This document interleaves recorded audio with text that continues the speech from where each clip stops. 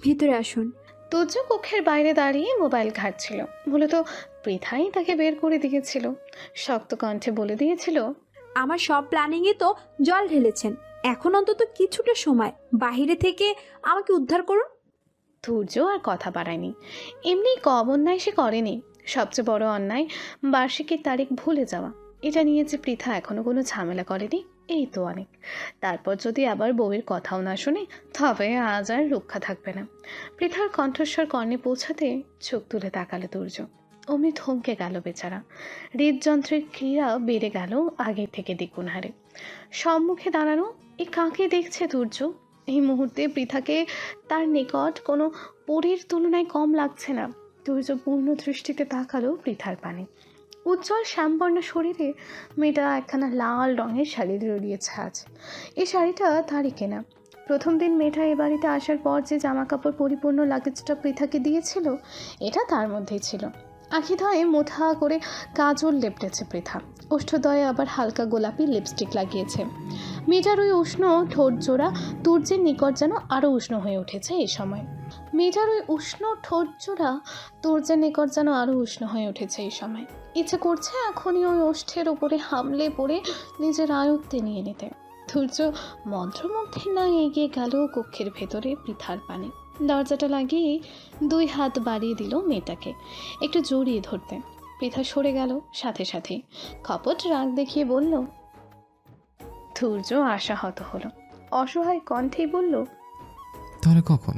পৃথা উত্তর দিল না কোনো। তুর্যের পানে এক পলক থাকিয়ে এগিয়ে গেল কক্ষে স্থান পাওয়া টেবিলের পানে।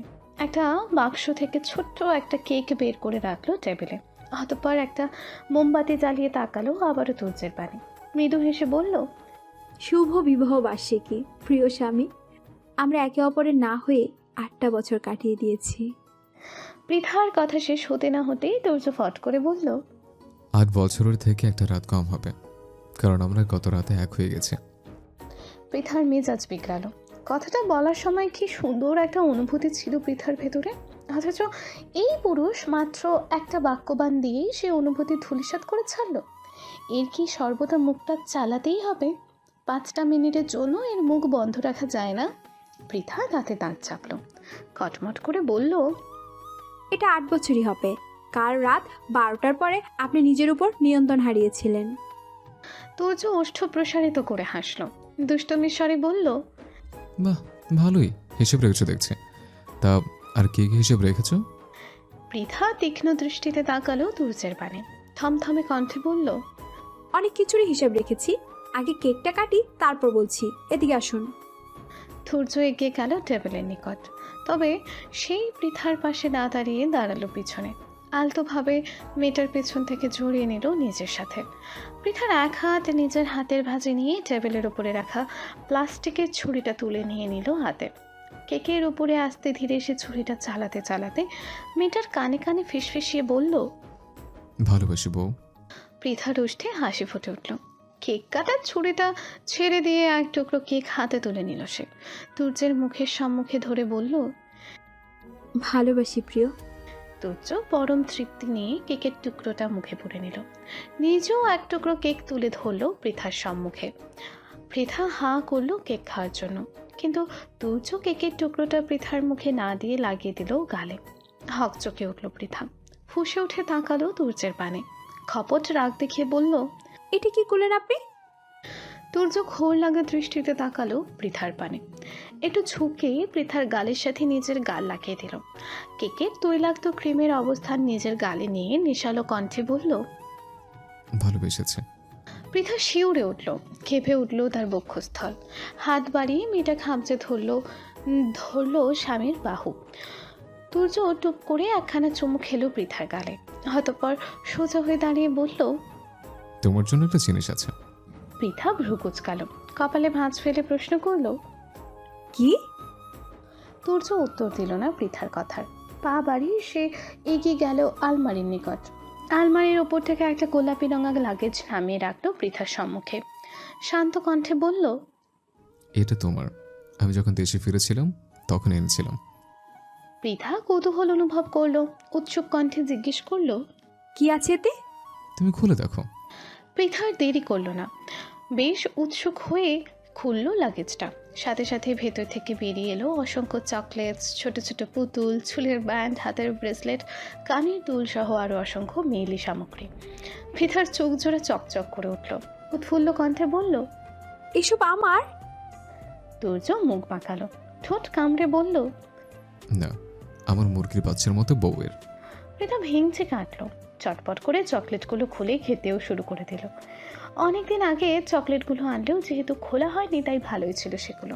স্ত্রীর বাচ্চাদের ন্যায় এমন কর্মকাণ্ড দেখে হাসলো তুর্য। একটু এগিয়ে গিয়ে বসলো পৃথার পাশে, ওষ্ঠে সূক্ষ্ম হাসির রেখা ফুটিয়ে তুলে বলল, একা একাই খাবে? আমাকে একটুও দিবে না? পৃথা চট করে একটা চকলেট এগিয়ে দিল তুর্যের পানে, স্বাভাবিক কণ্ঠে বলল, নিন। আমার এই চকলেট হবে না, অন্য চকলেট লাগবে। তুর্যের ঘোর লাগা কণ্ঠস্বর। পৃথা থমকালো, 2 সেকেন্ড লাগলো তার কথাটা মস্তিষ্কে ধারণ করতে। তুর্যের কথার মানে বুঝতে পেরেই লাজে রাঙা হলো মেয়েটা। সরে যেতে চাইলো তুর্যের পাশ থেকে, কিন্তু তুর্য তাকে যেতেই দিল না। কোমর চেপে মিশিয়ে নিল তুর্যের সাথে, হাত বাড়িয়ে আলতোভাবে ধরল স্ত্রীর থুতনি, বল প্রয়োগ করে মুখটা একটু তুলে নিয়ে বলল, তোমাকে আজ ভীষণ সুন্দর লাগছে বউ। পৃথা লজ্জা পেল আরও, নিজের চোখ জোড়া নামিয়ে নিল সাথে সাথে। তুর্য একটু একটু করে এগিয়ে গেল মেয়েটার ওষ্ঠের পানে, খুব যতনে ওষ্ঠজোড়া হাঁকড়ে নিল নিজ ওষ্ঠের ভাঁজে। পৃথা নিজের আখিদয় বন্ধ করে নিল পরম আবেশে, আগে পিছে আর না ভেবে মত্ত হলো স্বামীর ভালোবাসায়। সময় প্রবাহমান, এর মধ্যেই কেটে গেল বেশ কয়েকটা দিন। আজ আরুষ এবং ইরার আপদের তারিখ। সেদিন পরিবারে আরুষ এবং ইরার বিয়ের কথাটা তুলে দেওয়ার পরেই পরিবারের সকলে বিষয়টি নিয়ে ভেবেছে বেশ। আরুষ ছেলে ভালো, এমন ছেলেকে মেয়ে দেবে না খুব কম লোকই আছে। ইরার কাছেও বিয়ের ব্যাপারে মতামত জানতে চাইলে সে হ্যাঁ বলে দিয়েছে এক বাক্যে। যেখানে মেয়ে নিজেই রাজি সেখানে আর ঝামেলা করে লাভ কি। তবু বাড়ির সবাই মিলে সিদ্ধান্ত নিয়েছিল এখন বিয়ের কথা পাকাপাকি করে রাখবে, পরে ইরার এইচএসসি পরীক্ষা শেষ হলে বিয়ে দেবে। কিন্তু বাদ সাধলো তুর্য, সে বেশ মরিয়া হয়ে উঠেছে আরুষ আর ইরার বিয়ের জন্য। তার মাতামাতি দেখে মনে হয় এ যেন আরুষের বিয়ে নয়, তার নিজেরই বিয়ে। তুর্যের এক কথা তুলে নেওয়া, পরে হোক কিন্তু আকটটা এখনই হয়ে যাক। বাড়ির লোকও শেষ পর্যন্ত তার জোড়াজোড়িতে মেনে নিয়েছে বিষয়টা। সে অনুপাতেই আজ আরুষ এবং ইরার বিয়ের দিন ধার্য করা হয়েছে। সন্ধ্যার সময়টা অতিবাহিত হয়ে কেবলই রাতের পানে পা বাড়িয়েছে। আরুষ বেশ পরিপাটি হয়ে সেজে গুজে নিজের বাড়ির লোকেদের নিয়ে চলে এসেছে তুর্যের বাড়িতে। আজ তার বিয়ে, তাও প্রিয় নারীর সাথে। তাদের প্রেম হলো না, পাশাপাশি বসে 2-4টা কথা হলো না, অথচ খুব অল্প সময়ের মধ্যেই নিজের করে নিতে পেরেছে প্রেয়সীকে। ভাবতেই প্রশান্তিতে ভরে যাচ্ছে আরুষের হৃদয়। এই প্রথম ছেলেটার মনে হচ্ছে তুর্য ভীষণ ভালো, তার থেকে উত্তম পুরুষ আর এই পৃথিবীতে নেই। আরুষদের আসার পরপরই তাদের বসিয়ে দেওয়া হয়েছে বসার কক্ষে। কাজী সাহেবও চলে এসেছে ইতিমধ্যে, এখন শুধু আসার বাকি ইরার, তাও পৃথা নিয়ে আসছে। খানিক বাদে ইরাকে নিয়ে পৃথা প্রবেশ করলো বসার ঘরে। ইরার ফর্সা শরীরে আজ গোলাপি রাঙা শাড়ি রঙের একখানা শাড়ি জড়ানো হয়েছে, মাথায় ঘোমটাও দেওয়া, মুখে সাজগোজের প্রলেপ নেই মোটে। আরুষ যেন থমকে গেল ওখানে, হৃদস্পন্দনের গতি বেড়ে গেল তার। আজ এ কোন ইরাকে দেখছে সে? শাড়িতে কোন নারীকে এতটা সুন্দর লাগতে পারে জানা ছিল না বেচারার। আরুষের চিন্তা ভাবনার মধ্যেই পৃথা ইরাকে বসালো আরুষের পানে, অতঃপর নিজেও ইরার পাশে বসবে। ঠিক তখনই চোখ গেল তার অপর পাশে তুর্যের পানে, আর ঠিক এই সুযোগটা নিল তুর্য। সে যেন এতক্ষণ অপেক্ষায় বসেছিল একটাবার পৃথার তাকানোর জন্য। বেচারি তাকানোর সাথে সাথেই সকলের অগোচরে সূর্য একখানা উড়ন্ত চুমু ছুঁড়ে মারল বউয়ের পানে, বুকে হাত দিয়ে ঠোঁট নাড়িয়ে বলল, চলো আরেকবার বিয়ে করে ফেলে, আর তারপর আরেকবার বাসো। পৃথা চোখ গরম করে তাকালো তুর্যের পানে। লোকটা ইদানিং নির্লজ্জ হয়ে যাচ্ছে ভীষণ, স্থান কাল পাত্র সব বিবেচনা হারিয়েছে। পৃথাকে চোখ গরম করে তাকাতে দেখেও থামলো না তুর্য, একের পর এক নির্লজ্জ ধাঁচের ইশারা করেই যাচ্ছে। পৃথা তুর্যের পানে খেয়াল করতে করতেই হঠাৎ ভেসে এলো কাজী সাহেবের কণ্ঠস্বর। কাজী সাহেব বেশ নম্র কণ্ঠে ইরাকে বললেন, বলুন না কবুল। ইরা হাঁসফাঁস করে উঠল, খামচে ধরল পৃথার এক হাত। কেমন অদ্ভুত এক অনুভূতিতে ছেয়ে গেছে মেয়েটার মন প্রাণ। আরুষকে যেদিন এই বাড়িতে প্রথম দেখেছিল এরা, সেদিনই ছেলেটার প্রতি একটা অন্যরকম ভালো লাগা কাজ করেছিল তার হৃদয়। তারপর আস্তে আস্তে সেই ভালো লাগা ভালোবাসায় পরিণত হলো। অনেকবার আরুষকে নিজের মনের কথা জানাতে গিয়েও ভয় পিছিয়ে এসেছে মেয়েটা। লোকটা নিতান্তই ভদ্র এবং সভ্য ধাঁচের, যে সে যদি না মেনে নেয় ওকে, ভালো না বাসে, তখন কি হবে? প্রিয় মানুষটার কণ্ঠে ভালোবাসি না এই বাক্যটা শোনার মতো শক্তি ছিল না এটার। তাই সে আরুষকে ভালোবাসলেও তা প্রকাশে ছিল ভীত। অথচ আজ দেখো, সুন্দর করে ভাগ্যের চাওয়ায় নিজ প্রিয় পুরুষটার পাশেই বসে রয়েছে বউয়ের সাথে। আর খুব অল্প সময়ের মধ্যে হয়তো সে হয়েও যাবে আরুষের, শুধুমাত্রই আরুষের। এরার আকাশ পাতাল চিন্তা ভাবনার মধ্যে আবারও ভেসে এলো কাজী সাহেবের কণ্ঠস্বর। কাজী সাহেব নম্র কণ্ঠে আবারও বললেন, বলুন মা কবুল। ইরা এবার আর নিজের ভাবনা চিন্তায় সময় ব্যয় করলো না, থেমে থেমে উচ্চারণ করলো, কবুল কবুল কবুল। সাথে সাথে চারিদিকে সমস্বরে প্রতিধ্বনিত হলো আলহামদুলিল্লাহ। এরপর কাজী সাহেব আরুষকে কবুল বলতে বললে সে সময় নিল একটু। সে তো আর দুর্জনায় নির্লজ্জ নয়, তাই চারিদিকে একবার দৃষ্টি ঘুরিয়ে থেমে থেমে বলল, কবুল কবুল কবুল। ঝামেলাবিহীন সুন্দর সুষ্ঠুভাবে বিয়েটা সম্পন্ন হলো আরুষ এবং ইরার। বিয়ে সম্পন্ন হওয়ার পরে ধৈর্যের বাড়িতে ছোটোখাটো একটা খাবার আয়োজন করা হয়েছিল সকলের জন্য। আরুষদের বাড়ির সকলে খাওয়া দাওয়া শেষ করে এসে বসলো বসার কক্ষের সোফায়। এবার তাদের যাওয়ার পালা। এক এক করে সোফা থেকে সকলে উঠে চলে গেলেও আরুষ উঠছে না, ঠাঁই বসে রয়েছে ছেলেটা। ধৈর্য ভ্রু কুচকে তাকালো আরুষের পানে, চোখ ছোট ছোট করে প্রশ্ন করলো, তোর চেষ্টা কেন? এখন এখানে বসে আছিস কোন দুঃখে? আরুষ ঠিক কী উত্তর দেবে ভেবে পেল না। আজ তার আকদ হয়েছে, অন্তত একটু সময়ের জন্য হলেও তো এরার সাথে দেখা করতে দিবে তাকে। বিয়ের আগে মেয়েটার সাথে তেমন কথা হয়নি আরুষের, এখন বিয়ে হয়েছে তাই এইটুকু সুযোগ তো অন্তত তাকে দেওয়া উচিত। তাছাড়া তাহমিনা বেগমও বলেছেন আরুষকে আজ থেকে যেতে, হয়তো একটু সময় নয়, আজ পুরো রাতটাই ইরাকে কাছে পাবে সে। সেই আশাতেই সোফায় বসেছিল বেচারা। কিন্তু এই ধৈর্য নামক প্রাণীর সম্মুখে নিজের মনের আশার কথা সে বলবে কি করে? আরও আমতা আমতা শুরু করলো। কিছু একটা বলার জন্য মুখ খোলার আগেই তাহমিনা বেগম এসে উপস্থিত হলেন ওই স্থানে। ধৈর্যের মুখপানে তাকিয়ে বললেন, ও আজ থাকবে আমাদের বাড়িতে। বিয়ে যেহেতু হয়েছে, দুজন দুজনের সাথে একটু কথা বলার জন্য হলে ওদের সময় দেওয়া প্রয়োজন। আরুষ খুশিতে গদগদ হলো। যাক, এবার অন্তত নিজের প্রেয়সীর নিকটেই যাওয়ার সুযোগ পাবে সে। তবে আরুষের এই খুশি বোধহয় সহ্য হলো না একজনের। কপাল কুঁচকে ধৈর্য বলল, এসব কী ধরনের কথা মা? আকদের তারিখ আমি ঠিক করেছে, তাহলে তোমাদের যে কোনো সিদ্ধান্ত আমাকে জানিয়ে দেওয়া উচিত ছিল না? মানে? তাহমিনা বেগমের প্রশ্নে কুটিল হাসল ধৈর্য। মাকে বোঝানোর উদ্দেশ্যে বলল, এরার সামনে পরীক্ষা মা। বিয়েটা হয়েছে বলে যদি ওদের একসাথে থাকতে দাও, একসাথে সময় কাটাতে দাও, তাহলে ওর প্রভাব ইরার মনে পড়বে। মেয়েটার বয়স কম, স্বামীর সান্নিধ্যে গেলে ওর মনোযোগ সম্পূর্ণরূপে স্বামীর সংসারের দিকে যাবে। পড়াশোনায় কিন্তু আর মন বসবে না ওর। ধৈর্য থামলো, আবারও বলল, বিয়ে যখন হয়ে গেছে, সারা জীবন পড়ে আছে ওদের একসাথে থাকার জন্য। অথচ পরীক্ষা যদি একবার ফেল করে, তাহলে আমাদের যে সম্মানটা হারাবে। তাহমিনা বেগম মনোযোগ দিয়ে শুনলেন ছেলের কথা। ছেলে তারা ভুল বলেনি একটা কথাও। এরা কিশোরী হৃদয়, এই বয়সটা তারাও অতিবাহিত করে এসেছে। এই বয়সে মেয়েদের বিবেকের তুলনায় আবেগ কাজ করে বেশি। প্রিয় পুরুষ, স্বামী, সংসার, এসব সম্পর্কে নতুন নতুন অনুভূতির জন্ম দেয় হৃদয়। সেই হিসেবে এখন আরুষ আর ইরাকে একসাথে থাকতে না দেওয়াই শ্রেয়। তাহলে এর প্রভাব ইরার পড়াশোনার উপরে পড়বে। কিন্তু আরুষকেই বা সে কীভাবে বাড়িতে যেতে বলবে? নতুন জামাই তাকে একবার থাকতে বলে পর মুহূর্তে বাড়িতে যেতে বলতে পারে নাকি? বিষয়টা খারাপ দেখায়। তাহমিনা বেগম আমতা আমতা করলেন, ইতস্তত করে বললেন, কিন্তু মায়ের এইটুকু কথাতেই বাকিটা বুঝে নিল ধৈর্য। আরুষকে টেনে টুনে সোফা থেকে তুলে দাঁড় করালো, কাঁধে হাত রাখলো বেচারার। মায়ের পানে তাকিয়ে বলল, তুমি একদম চিন্তা করো না মা, ও আমার সহকারী কম, বন্ধু বেশি। ওকে আমি একটা কথা বললেও জীবন দিয়ে হলে তা রাখবে। কণ্ঠে তোলা কথার পরিসমাপ্তি ঘটিয়েই আরুষকে টেনে নিয়ে ঘরের বাইরে বেরিয়ে যেতে উদ্যত হলো ধৈর্য। আর আরুষ বেচারা মাথা বোধহয় ঘুরছে এই মুহূর্তে। এ কোন ধৈর্যকে দেখছে সে? একটু আগে যে লোক আরুষের সবচেয়ে বড় শুভাকাঙ্ক্ষী হয়ে ধরা দিল, এখন সে সবচেয়ে বড় শত্রুর ভূমিকা পালন করছে। এই ছিল এই লোকের পেটে পেটে। এর জন্যই বোধহয় এত তাড়াহুড়ো করে তুর্য তাদের বিয়েটা দিয়েছিল। অথচ আরুষ ভেবেছিল তুর্য ভালো হয়ে গেছে। এই পৃথিবীতে তুর্য ব্যতীত উত্তম পুরুষ আর কেউ নেই। আরুষের হৃদয়ে কেঁদে উঠল, তীব্র ব্যথা নিয়ে গেয়ে উঠল, সম্পর্ক বদলে গেল একটি পলকে, কে আপন কে যে পর হলো রে। আরুষের উথাল পাথাল চিন্তা ভাবনার মধ্যেই বাড়ির বাইরে বেরিয়ে এলো তারা। ধৈর্য আরুষের কাঁধ থেকে হাত সরিয়ে ভদ্র বাচ্চাদের ন্যায় বলল, রাত অনেক হয়েছে, এখন বাড়ি চলে যা।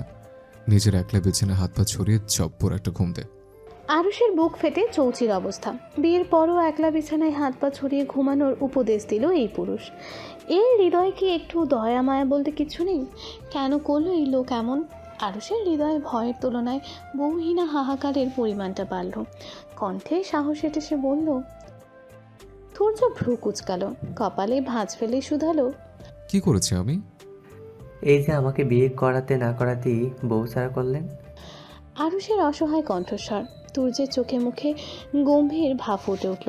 সাথে সাথেই থমথমে কণ্ঠে বলল, ছি ছি আরুষ, তোকে দেখে আমার লজ্জা হচ্ছে। আমার মতো একজন নম্র ভদ্র লাজুক পুরুষের সাথে তুই এত নির্লজ্জ কবে থেকে হলি? বিয়ে করতে না করতে বউয়ের কাছে থাকার জন্য মরে হয়ে উঠেছিস? হতভম্ব হলো আরুষ। সে নির্লজ্জ আর তুর্য লাজুক, এ কেমন ভয়ঙ্কর কথা!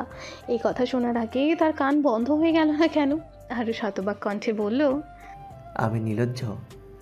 তুর্য কপাল টান টান করে তাকালো, বেশ গৌরবের সাথে বলল, তা না থেকে আমাকে দেখিয়ে কিছু শেখ। বিয়ে করেও টানা 8 বছর ব্যাচেলর জীবন কাটিয়েছে। আমার মতো ধৈর্যশীল সুশীল ভদ্র লাজুক পুরুষ তুই দেশে কেন, এই পৃথিবীতেও পাবি না।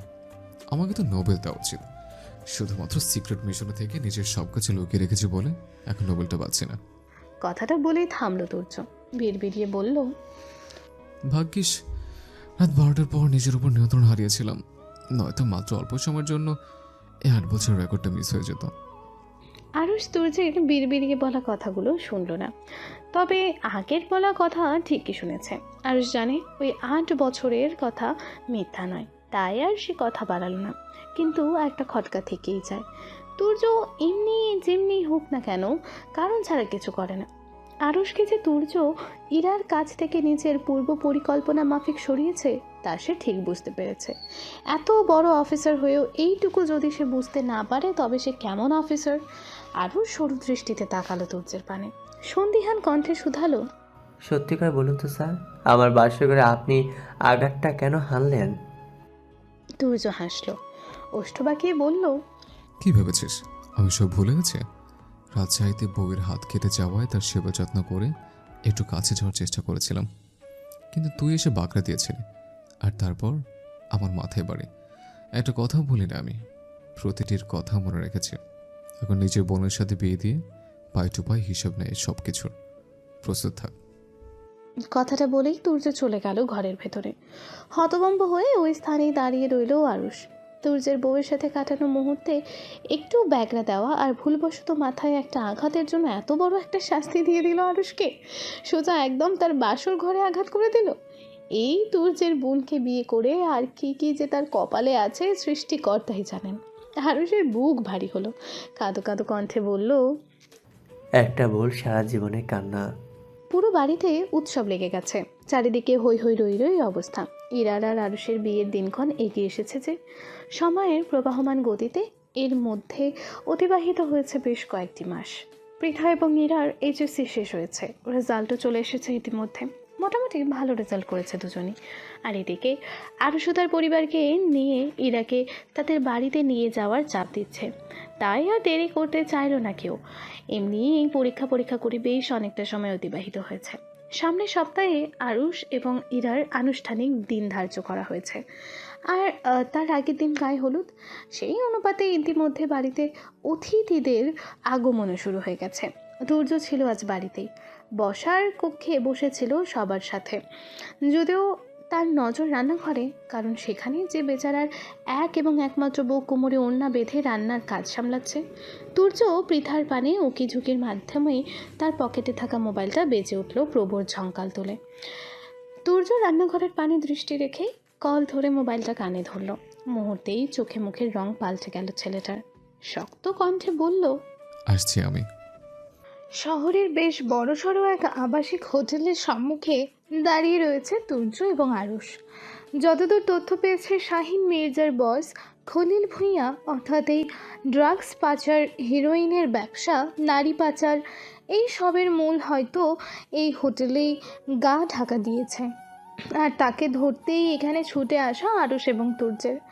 তাদের এই মিশনে চিহ্নিত করা প্রায় সকল অপরাধীকেই ধরেছে তারা। এখন শুধুমাত্র বাকি আছে এই খলিল ভূঁইয়া। একে ধরতে পারলেই এই মিশন সম্পূর্ণ হবে। আরুষ এবং তুর্য ইতিমধ্যে হোটেলের চারিদিক থেকে নিজেদের ফোর্স দ্বারা ঘিরে ফেলেছে। এখন শুধুমাত্র তাদের ভিতরে ঢোকার অপেক্ষা। আরুষ এবং তুর্য দেরি করলো না বেশি। চারিদিকটা একবার ভালোভাবে পর্যবেক্ষণ করে ঢুকে পড়ল হোটেলের ভেতরে। ম্যানেজারের সাথে কথা বলে খলিল ভূঁইয়ার কক্ষের ডুপ্লিকেট একটা চাবি নিয়ে গেল সেদিকে। খুব সাবধানে চাবি দ্বারা কক্ষের দরজা খুলে ভেতরে ঢুকতেই চমকে উঠল আরুষ এবং তুর্য। এ কি, এ কোথায় এসে পড়েছে তারা? এ কক্ষ দেখে তো মনে হচ্ছে কোনো বাসর ঘর। চারিদিক ফুল এবং ফুলের পাপড়ি দ্বারা সাজানো। তুর্য হতবাক হলো। আরুষের পানে তাকিয়ে বলল, আমরা ঠিক কক্ষে এসেছি তো আরুষ? তুর্যের কথা শেষ হতে না হতেই আরুষ দৌড় দিল বাইরের দিকে। কক্ষের দরজায় রুম নাম্বারটা ভালোভাবে পর্যবেক্ষণ করে আবারও ছুটে এসে দাঁড়ালো তুর্যের পাশে। আশেপাশে তাকিয়ে বলল, আমাদের তো এই রুমটার কথাই বলা হয়েছিল স্যার। তুর্য ভ্রু কুচকালো, সন্দিহান দৃষ্টিতে চোখ বুলালো আশেপাশে। হোটেল কক্ষের শুভ্র রঙা বিছানাটা সাজানো হয়েছে লাল গোলাপের পাপড়ি দ্বারা। আবার সুন্দর স্বচ্ছ কৃত্রিম আলোর ব্যবস্থাও করা হয়েছে। এমন এক কক্ষে খলিল ভূঁইয়া আছে। এই ব্যাটার কি বুড়ো বয়সে বাসর ঘরের শখ জেগেছে নাকি? তুর্যের ভাবনা চিন্তার মাঝেই হঠাৎ খট করে একটা শব্দ ভেসে এলো তাদের কর্ণে। শব্দের উৎস খুঁজতে তুর্য এবং আরুষ তাকালো সেদিকে। সাথে সাথে আঁকিদয় বড় হয়ে গেল দুজনেরই। তারা কোন স্থানে এসে পড়ল শেষ পর্যন্ত? এক রমণী খোলামেলা একখানা নাইটি পরে দাঁড়িয়ে রয়েছে তাদের সম্মুখেই। শরীরের প্রায় প্রতিটি ভাঁজই এই নাইটির ওপর থেকে দৃশ্যমান। তুর্য নিজের চোখ নামিয়ে নিল, আতঙ্কিত কণ্ঠে বলল, নাউজুবিল্লাহ। আরুষ ঢোক গিলল। মেয়েটির দিক থেকে চোখ ঘুরিয়ে তাকালো অন্যদিকে। তুর্যের পানে একটু চেপে দাঁড়িয়ে মিনমিনে কণ্ঠে শুধালো, এই মেয়েটির গায়ের নাইটিটা কি গুলিস্তানে পাওয়া যাবে স্যার? তুর্য ভ্রু কুচকালো। আরুষের পানে তাকিয়ে জিজ্ঞেস করলো, কেন, এই খোলামেলা নাইটি দিয়ে তুই কি করবি? আরুষ এলোমেলো দৃষ্টি ফেলল, ইতস্তত করে বলল, 2 দিন পর তো আমার বিয়ে, বাসর রাতে বউকে উপহার দিতাম আর কি। তুর্য হতভম্ব হলো। হতবাক কণ্ঠে সে বলল, পাশের রাতে বউকে উপহার দিবি তা গুলিস্তানের নাইটি? আরুষ কাঁচুমাচু করলো, আমতা আমতা করে বলল, কি করবো বলুন স্যার, এরা তো আপনারই বোন, আপনার রক্ত বইছে ওর শরীরে। এই রক্তের উপরে বিন্দু পরিমাণ বিশ্বাস নেই আমার। বউকে বাসর ঘরে উপহার দেওয়ার জন্য বড় শপিং মল থেকে অনেক টাকা খরচ করে না হয় নাইটি কিনলাম। পরে দেখা গেল আপনার বোন নাইটি সহ আমাকে দাওয়া করেছে, নয়তো বাসর ঘরেই আমার মুখের উপর নাইটি ছুঁড়ে মেরেছে। তখন কি হবে? তার থেকে গুলিস্তান থেকে অল্প দামে নাইটি কিনে দেবো, সে ছুঁড়ে মারবে আমার মুখে, আমি ছুঁড়ে মারবো আপনার কক্ষে, ব্যাস টাকার ক্ষতি আর হলো না। তুর্য দাঁতে দাঁত চাপলো, কটমট করে তাকালো আরুষের পানে, শক্ত কণ্ঠে বলল, নির্লজ্জ বেহায়া, তুই আমার সম্মুখে দাঁড়িয়ে আমার বোনকে নিয়ে আজেবাজে কথা বলছিস? এক থাপ্পড়ে তোর সব দাঁত ফেলে দেবো, মির্জাফরের বংশধর। তুর্য আরও কিছু বলতে চাইছিল হয়তো, তবে তার আগেই মেয়েটি এসে দাঁড়ালো তুর্যের মুখোমুখি।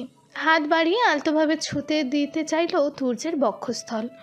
সাথে সাথে ছেলেটা ছিটকে দূরে সরে গেল, চেঁচিয়ে বলল, দূরে থাক, আমার ঘরে মুরগির বাচ্চার মধ্যে ফুটফুটে একটা বউ আছে। মেয়েটা তবুও দমল না। নিজের কাঁধ থেকে নাইটির এক হাতা একটু নিচে নামিয়ে কামুক দৃষ্টিতে তাকালো তুর্যের পানে। ওষ্ঠ কামড়ে বিশ্রী ভঙ্গিতে বলল, ঘরের বউ ঘরে আছে আর আমরা আছি বাইরে, আমাদেরকেও একটু সময় দাও বাবু। তুর্য চেঁচিয়ে উঠল, নাক মুখ কুচকে বলল, আমার মা আছে, নতুন করে কোনো মায়ের দরকার নেই, দূরে সর বেয়াদব মহিলা। মেয়েটা যেন আহা মুখ বনে গেল তুর্যের কথায়। এসব কি বলছে এই ছেলে? মেয়েটা কিছুটা অবাক কণ্ঠেই বলল, আমি তোমার মা হতে যাব কোন দুঃখে? এসব কি বলছো তুমি? মা যখন হতে চাইছিস না, তাহলে বাবু কেন বললি? বেয়াদব মহিলা। কোন দিক থেকে আমাকে তোর বাবা মনে হয়? আমার বিয়ে হয়েছে 8 বছর। এতদিন বউয়ের কাছে থাকলে তোর মতো 2-4টা বাবু বাপ বাপ করে আমাকে আগে পিছে হাউমা করে কাঁদতো। মেয়েটার মাথা ঘুরে উঠল যেন। এ কার পাল্লায় পড়ল সে? সাথে কিছুটা অপমানিত বোধও করলো। তবে কিছু করার নেই, যে তাকে যে কাজ দেওয়া হয়েছে তা তো করতেই হবে। এই কাজের বিনিময়ে মোটা অঙ্কের টাকাও ইতিমধ্যে নিয়ে ফেলেছে সে। মেয়েটা আবারও এগিয়ে গেল তুর্যের পানে, রুষিয়ে রুষিয়ে বলল, তুমি না বড্ড রসিক পুরুষ। আমার তোমাকে ভীষণ ভালো লেগেছে। তুর্য ওষ্ঠ বাঁকালো, নাক মুখ কুঁচকে বলল, কিন্তু তোকে আমার মোটেই পছন্দ হয়নি। দূর সর আমার থেকে। মেয়েটি মানল না তুর্যের কথা, তবুও এগিয়ে যেতে শুরু করলো ছেলেটার পানে। সাথে সাথেই তুর্য তার পেছনে গোছা বন্দুকটা বের করে হাতে নিল। ঝড়ের গতিতে ধরল মেয়েটার মাথায়। বাঁকা হেসে বলল, তুই ভুল মানুষের কাছে এসে পড়েছিস। আর তোকে যারা এখানে পাঠিয়েছে তারাও হয়তো ভুলে গেছে আমি কে। থামলো তুর্য, আবারও বলল, স্ক্রিপ্ট ভালো ছিল, তবে বড্ড পুরনো। এইসবই নাটক সিনেমাতে দেখতে দেখতে এখন মানুষের মুখস্থ হয়ে গেছে। তোদের অন্তত নতুন কিছু ট্রাই করা উচিত ছিল এবার। তুর্যকে এভাবে মাথায় বন্দুক ঠেকাতে দেখে ঘাবড়ে গেল মেয়েটা। মৃত্যু ভয়ে বুক কেঁপে উঠল তার। ঢোক গিলে বলল, আমাকে দয়া করে মারবেন না স্যার। আমি এখনই চলে যাচ্ছি এখান থেকে। আপনাদের আর বিরক্ত করব না। তুর্য হাসলো, ওষ্ঠ বাঁকিয়ে বলল, এই তো লাইনে এসছিস, এখন মনে মনে বলে ফেল তোকে এখানে কে পাঠিয়েছে। মেয়েটি ভীত হলো, এলোমেলো দৃষ্টি ফেলে বলল, কেউ না, আমি নিজেই এসেছি। তুর্য চেতে গেল, দাঁতে দাঁত চেপে বলল, বলবি নাকি এখনই করে করে খুলি উড়িয়ে দেব? মেয়েটা এবার ভীত হলো আরো, আতঙ্কিত কণ্ঠে বলল, বলছি বলছি। বল। মেয়েটা কাঁপা কাঁপা কণ্ঠে জবাব দিল, খলিল ভুইয়া।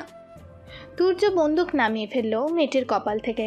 আরুষের পানে তাকিয়ে বলল, দুজন নারী সদস্যকে রাখো, এটাকে নিয়ে উত্তম মধ্যম দিতে বলো কিছু। দেখো মুখ থেকে আরো কিছু বের হয় কিনা।